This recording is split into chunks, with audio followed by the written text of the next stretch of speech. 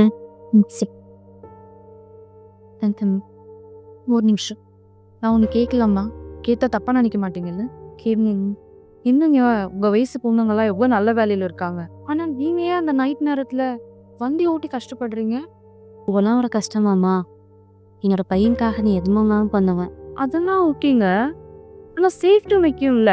நைட்ல ஒர்க் பண்ணா double payment அதான். ஏன் இவ்ளோ கஷ்டப்படுறீங்க?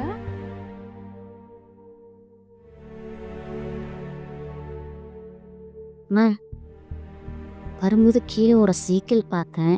அது கீர் சைக்கிள் தானே? அதோட விலை எவ்வளோ மேம் இருக்கும்? அதோட விலை ரொம்ப அதிகமாச்சுங்க. சரிங்கம்மா. வட்டிக்கு பணம் வாங்கியாவது கண்டிப்பா என் பையன் ஆசைப்பட்ட சைக்கிளை வாங்கி கொடுத்துருவேன். இதுக்காக வட்டிக்கு பணம் வாங்கணுமா? இன்னைக்கு பணத்தை விட என் பையனோட சந்தோஷம் முக்கியம். சரி மேடம், எனக்கு அடுத்த ஆர்டர் இருக்கு. பாரு.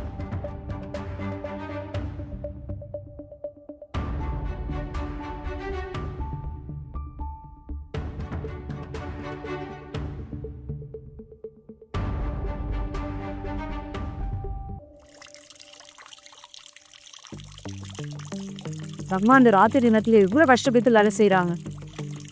நீங்க இந்த பசங்களுக்கு புரியவே மாட்டேங்குது. சும்மா கோ சைக்கிள் வேணும், புது சைக்கிள் வேணும்னு அடம் பிடிக்கிறாங்க. இந்த வயசுல அந்த அம்மாவோட தியாகம் என்னன்னு ஒருத்தருக்காவது புரிய வேணாம்.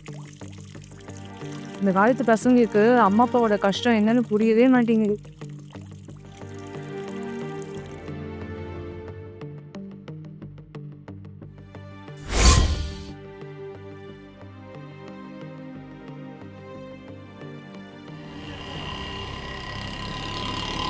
டேய் அருண், நீ யாரா சேர்க்கிறேன் என்கிட்ட? அம்மா நாளைக்கு உனக்கு கீர் வண்டி வாங்கி தரேன். இன்னைக்கு ஒரு நாள் மட்டும் பஸ்ல போடா கண்ணா. டேய், இந்த அமைதியா இருக்க? அம்மா மேல கோவமா? சாரிம்மா, நான் ரொம்ப கஷ்டப்படுத்திட்டேன். இந்த கியர் சைக்கிள்லாம் வேணாம்மா. நான் நல்லா படித்து பெரிய பையனாகி நல்ல வேலையில் ஜாயின் பண்ணி நல்லா பார்த்துக்கம்மா. பரவாயில்ல கண்ணா, நீ எனக்கு நல்லா படிச்சாலே போதும்.